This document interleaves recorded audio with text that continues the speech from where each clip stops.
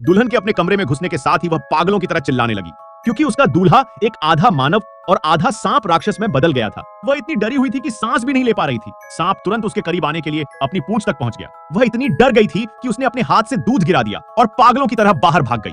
तब सास ने उसे दरवाजे के बाहर ही रोक लिया। महिला इतनी डरी हुई थी कि सास से उसे जाने देने की भीख मांगती रही। अपने बेटे के लिए दुल्हन को पाना इतना आसान नहीं था, इसलिए सास उसे कैसे जाने दे सकती थी। उसने जल्दी से अपने पति को मदद के लिए बुलाया। फिर बूढ़े जोड़े के सहयोग से महिला को फिर से सांप राक्षस के कमरे में धकेल दिया। कोई फर्क नहीं पड़ता कि वह कितनी रोई और भीख मांगी। जब वह कमरे में आई तब उसने पाया कि राक्षस पति कमरे में नहीं था।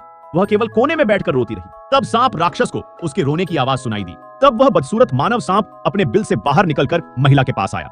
वह उसे आराम करने के लिए बिस्तर पर ले जाने वाला था। तब महिला जाग गई और जोर से चिल्लाई। वह जल्दी से कमरे में छिप गई।